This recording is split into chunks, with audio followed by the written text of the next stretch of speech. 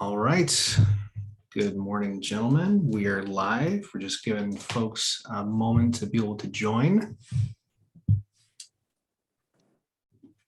All right. So I'm going to share my screen with you guys here.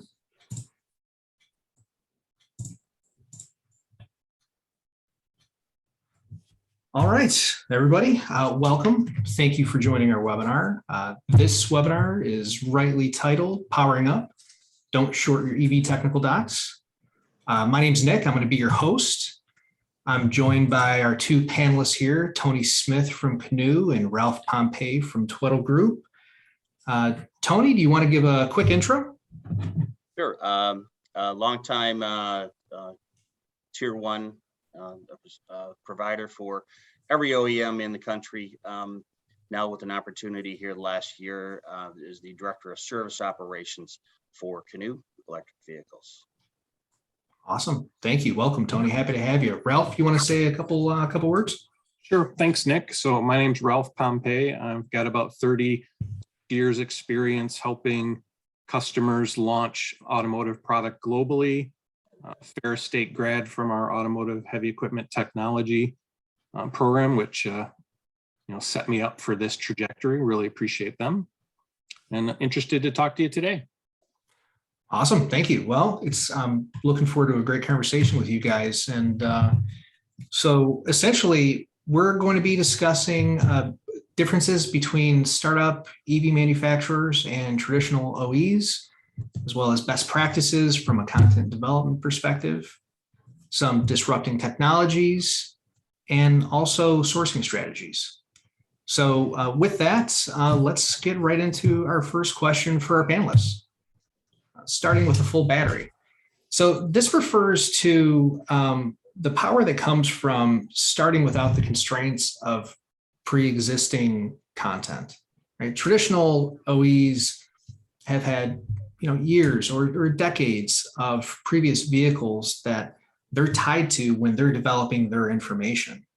Right? So decisions that were made 5, 10 plus years ago that had to do with their authoring workflow that impact their authoring system, might not make sense today. So it's very intriguing to me as, being a former content developer from the traditional OE space about how these startup EVs essentially have no baggage. So Tony, kind of looking to hear from you first. What does that really mean for startup electric vehicle manufacturers and their technical information development? Yeah, it's a pretty exciting time because without those constraints that you mentioned, you're not tied to legacy programs, contracts with software that just didn't work then and definitely doesn't work now. And get rid of some of those old habits and learn from some of the good habits that you found, the best practices out there. And you're able to come in with a clean sheet of paper and really give the technicians what they really need, and they give it to them in a way that they can best use it. And it's a great feeling to start from that perspective, right? Oh, I'm sure it does. I'm sure it does. It's very freeing. You're not tied to anything, so you get to make your decisions based off of all the available technology of today and not 10 years ago.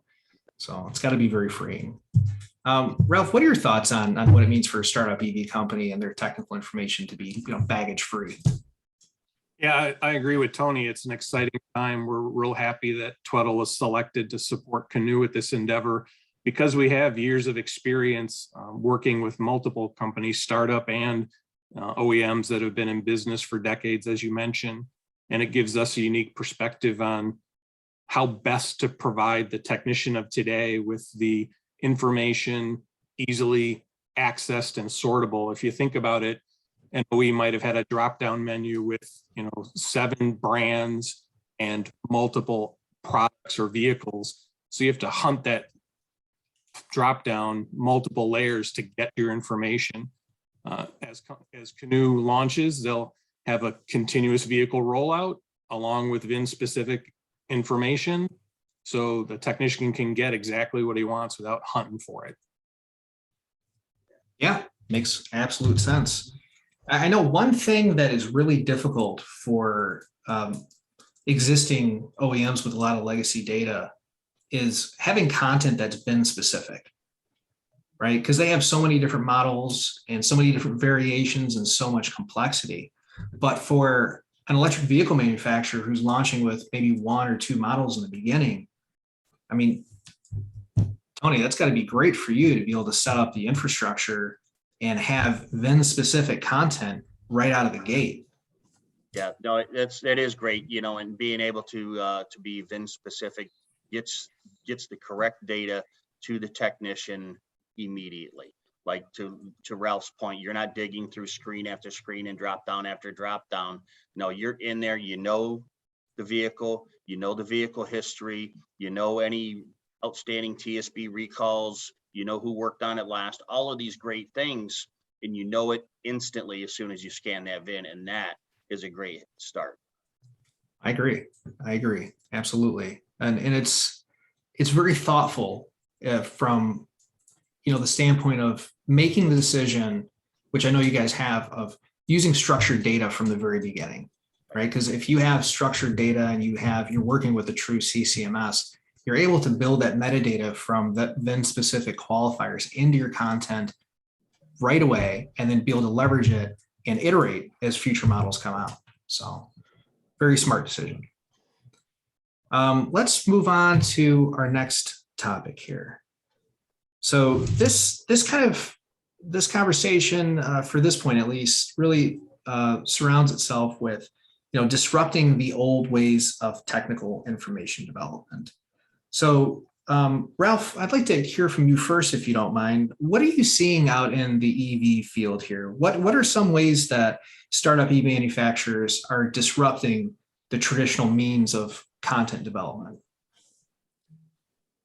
So great question, and it goes, way beyond print and digital. It's the way the vehicles are manufactured.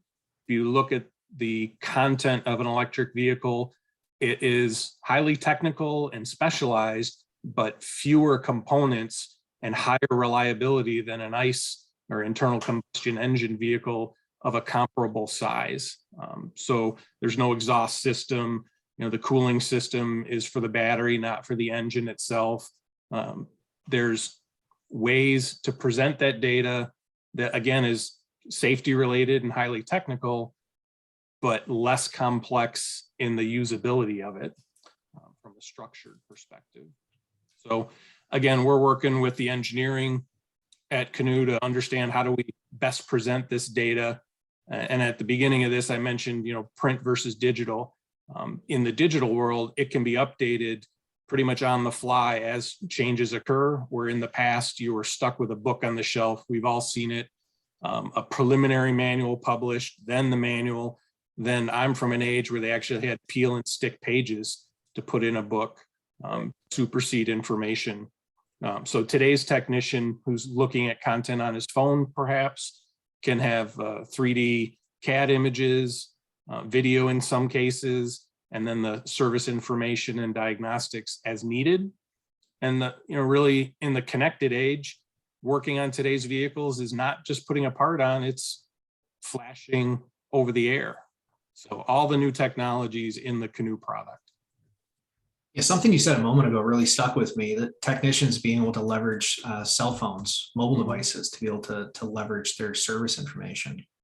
Can you pull on that thread a little bit? I mean, I can imagine some of the benefits to being able to have your mobile device, but what are some of the advantages of that? And also, does that interface on the mobile device eventually link up with some type of service portal for the technicians as well? Yeah, so that's exactly where we're going. Even a step beyond, like the Halo glasses. They'll have the service information there. They'll know that they'll have all of the parts that are related to it, to labor operation. Everything links together. You can essentially do a FaceTime with technical support if you need to. Tech support is looking at the exact connector that you're looking at. How many times as a technician you've run into, yes, I understand that the manual says that it should be a red wire, but it's not a red wire. This is a brown wire. And in those scenarios, having abilities like that and some of the new technology available, that's when it makes a difference, right? That's when we really fix cars quickly. Yeah. What led into some of those decisions, Tony, to go that route, or to even entertain the idea of some of these disrupting technologies? Is it more It's, along the lines that we lack technicians in the States, or is it just this idea of not having baggage and just doing what's right? well, so that's a bigger part of it, is just doing what's right. Okay, this is what, this is what's right to do for the technician. But you're absolutely right on the second point there, is that we do have a lot of new technicians. We have technicians that don't have that 40, 50 year of working on vehicles. We don't. And so we have to teach some of these technicians and grow them into the industry. And it's a great time in the EV space. It's pretty new for most technicians, quite frankly. So anything we can do to make that information easier to get to the technician is only going to benefit the technician and the customer at the end of the day. That's what it's all about, taking care of the customer. From a complexity perspective, Tony, I just for background, I used to be an automotive technician, but I always worked on internal combustion engine type vehicles, diesels, and that sort.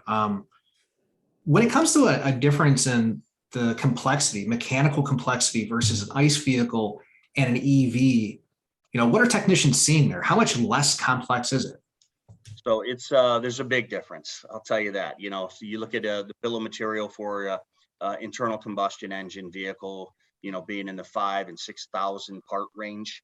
I think we're under 2,000. It's very simplified, far fewer moving parts, which means far fewer opportunities to fail, right? So the basic structure of the vehicle is fairly simple. Obviously, the batteries and high voltage, those are new technology and new ways and new things that technicians are going to have to encounter and learn how to work around.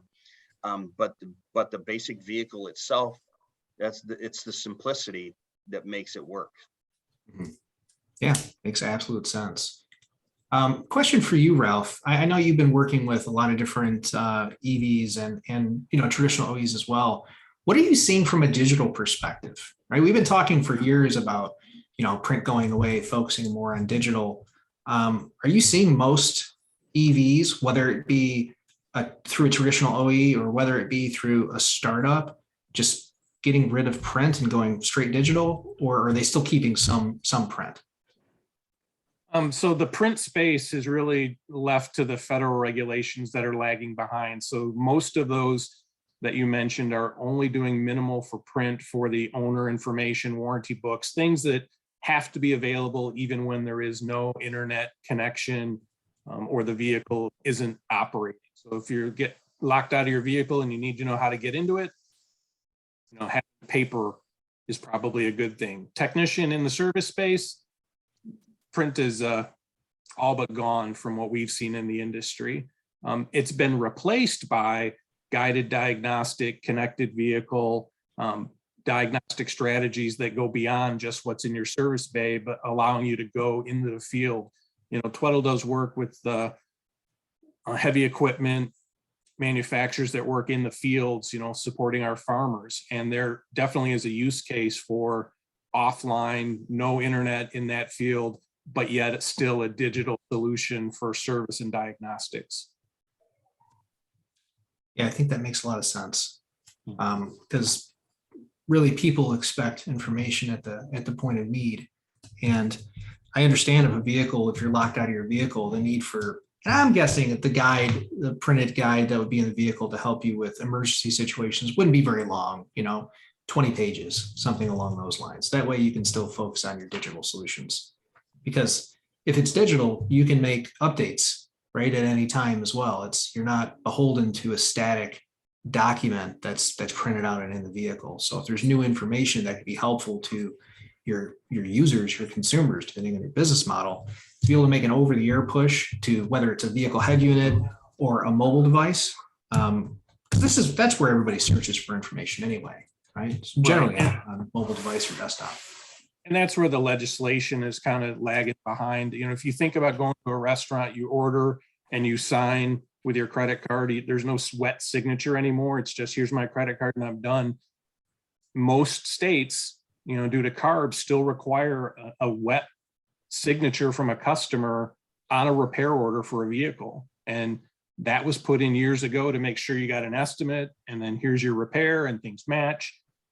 So technology and the speed of our market wants that fast transaction, but some states still require an old legacy. So you have to support both. You have to be able to print a repair order and give paper to a customer. And we all want to be able to just send you that electronic estimate. It doesn't meet the requirements. So our federal legislation has to kind of catch up with what the market wants today. Mhm. Absolutely. And stay flexible too, because I can imagine there's going to be some people who are going to demand hard copies no matter what. So leaving the room to do so. All right, well, let's move on to our next topic here.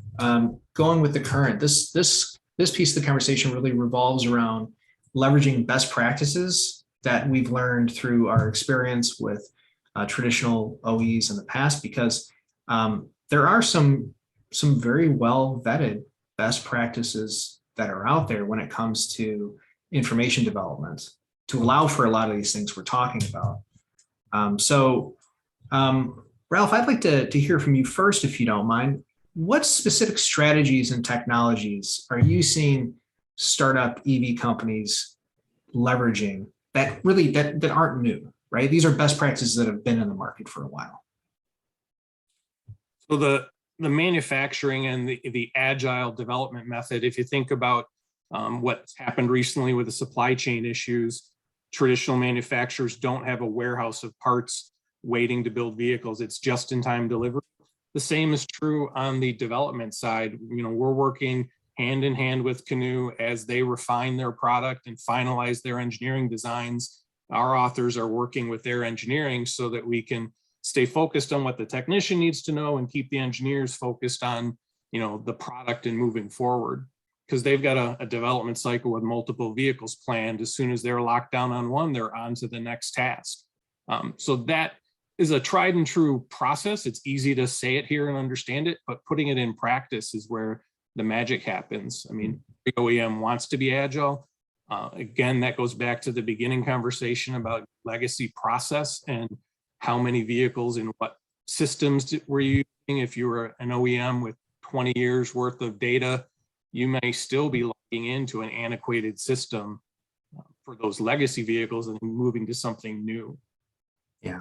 Where it starts, and it goes right into service. You heard Tony briefly mention his contact center. So having a real-time contact center, not having to, as I did back in the day, sit on the phone, submit a ticket, wait for someone to call you back with technical support. This is really not groundbreaking, but in thought, but in application, it's definitely groundbreaking with the FaceTime technologies and the real-time support. That's where things are taking the good aspects of the past and using today's technology to make a good thing better. Right. One thing you said a moment ago stuck out to me when you were talking about engineers and authors working together to develop content. You know, I used to be in that position from the authoring side, and it's very clear to me that, you know, helping us write content, working with authors is not part of the engineer's primary job responsibility. Not that they don't care about getting the content accurate, but can you talk a little bit, Ralph, about some of the, you know, review and sign off best practices that we've developed over the years that really help streamline and reduce friction in that process? Well, it starts with an author understanding, you know, what his role is and how to minimize the overlay on the engineering community. So getting a technical person that can speak at an engineering level but has a different focus is a part of Tweddle's success in this area. So we have owner manual authors who are more closer to a layman because they're writing for the general public, and we have technical authors who are much closer to the engineering community. From a review and sign-off perspective, that allows us to get a quick download on how things are supposed to work and sets us up to do the FEMA analysis, the failure effects mode analysis that every part needs, so you can define what are the possible failures. Once we complete that information, Tweddle has a system where we can send draft content to the responsible engineering activity or group of activities. You can imagine there's more than one person who owns a part. because it interacts with other parts. And a big part of what we're able to do is to resolve conflicting information or information that is the same but different. So commonization happens through that review and sign off, getting the right warnings, cautions, and notes so that they're approved by a legal entity and used everywhere without change comes through that same process.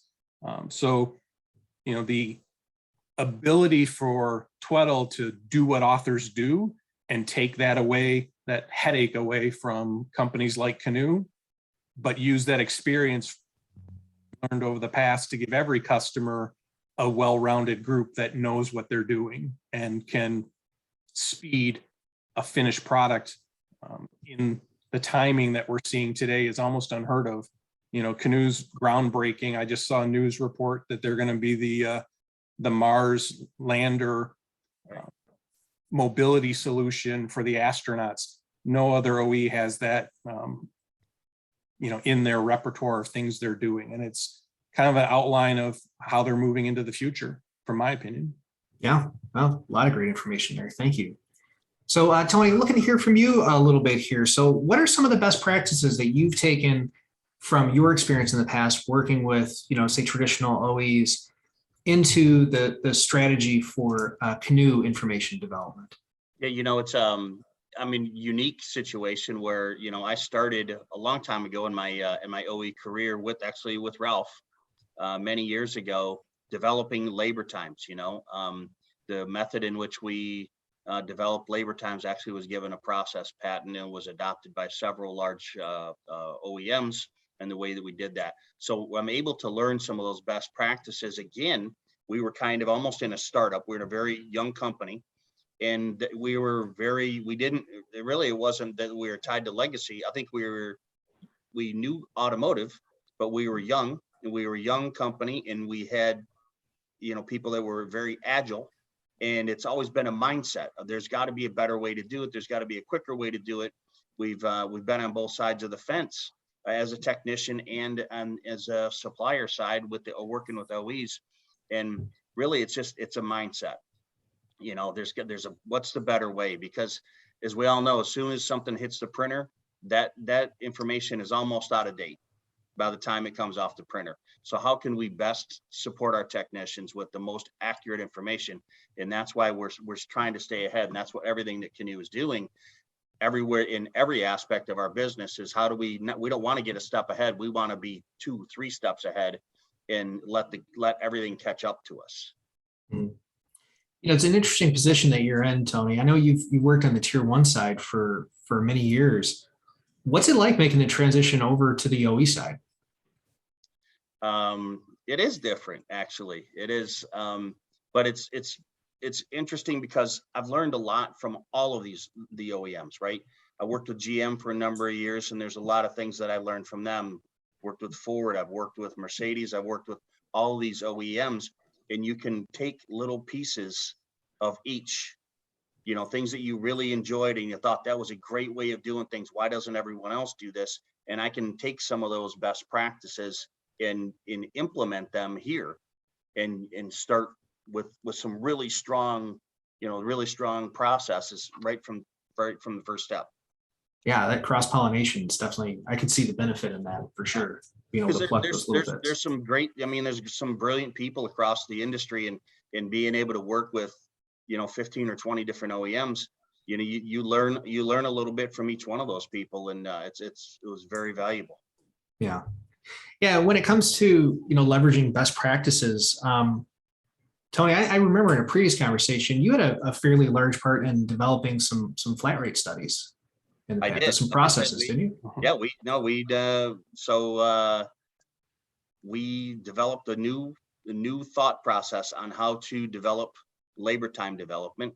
And it was, like I said, it was adopted by Ford was our primary customer, and it's grown to others after. But yeah, we were awarded a process patent on how the methodology in which we came up with all of those things. So it was an interesting time. It was a big challenge, but it paid off. It was really good.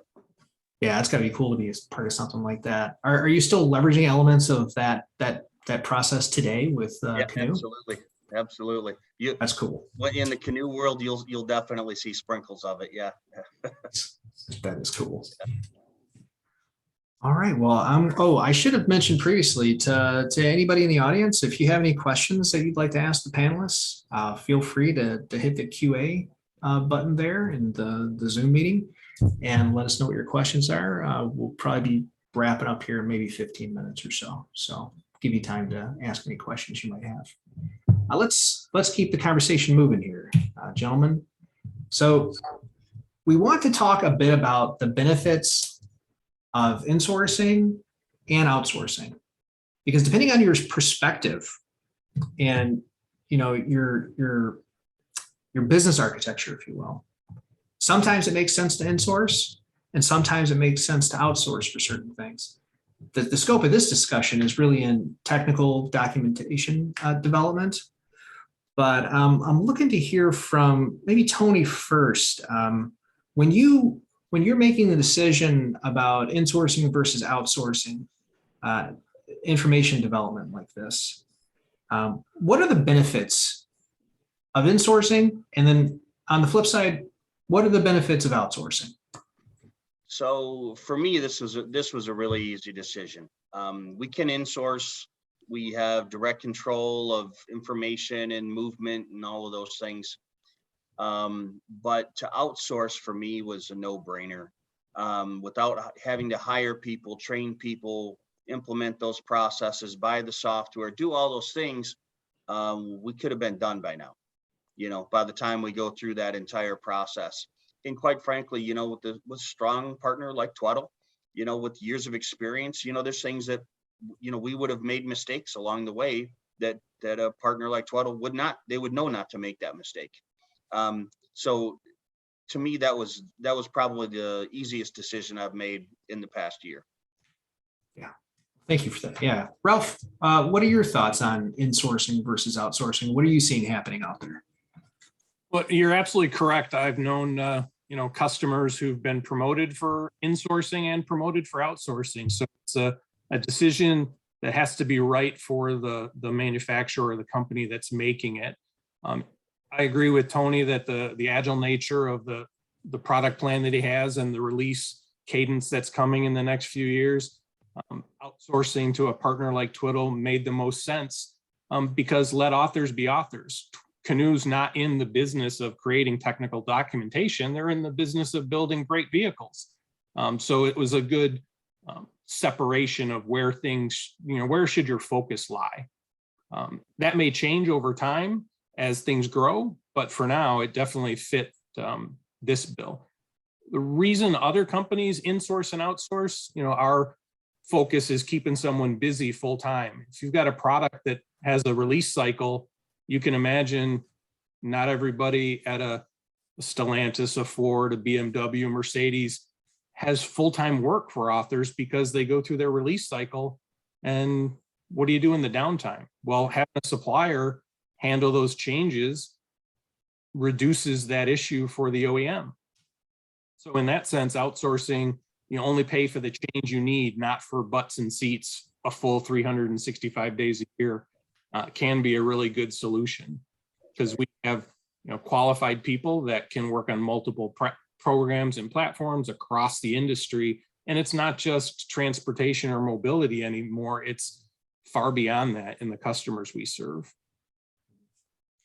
Yeah, and I have to imagine that from an outsourcing perspective, there's also benefits in the fact that that's all that company X does, right? That they're specialized in content development for different types of verticals. In this case, it's automotive, and even more so EV, right? And I know we've been authoring electric vehicle content for a number of years through some existing customers that we have. So I guess my other question is, what are some benefits to insourcing that work? I know that there's a lot of concern with startup companies that I've talked to personally about just being successful, right? There's so much drive and anxiety with needing to, really control all the pieces to ensure success. And I think that leads into some of their decision making to insource that type of work rather than trust a partner to do that. Tony, have you seen the same sort of thing with? I'm sure you've got friends and colleagues at other electric vehicle companies as well. Do you hear a lot of that? Yes. So that's, I mean, again, that's about, you want to control the story, right? You want to protect your vehicle. You want to, the maturity of the vehicle might not be there, and you want to, control the narrative. And I get doing that, right? I really do. But to Ralph's point earlier, we're not an authoring company. We just aren't. We're a technology company. We're building cutting edge stuff, and that's just not our forte. So like I said, for me, I understand why someone would do it. Doesn't fit what I'm doing. Yeah.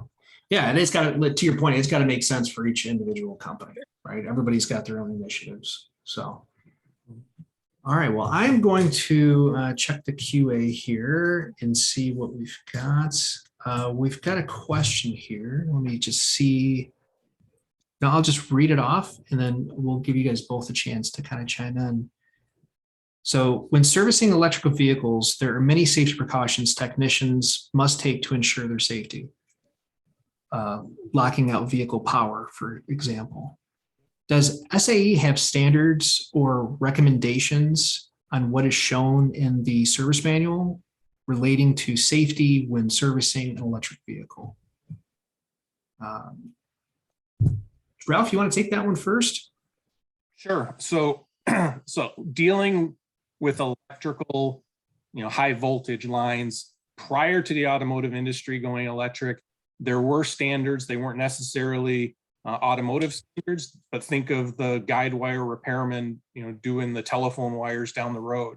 So a lot of the insulated tools, the gloves, the way to test the gloves, the flashover blankets, and the idea of a safe zone around electrical equipment already existed just based on the electrical infrastructure that was in, not just North America, but around the world. So when electric vehicles came in, yes, the plug that you have on your vehicle is an SAE standard for charging. And there are multiple standards that cover the way things should be done.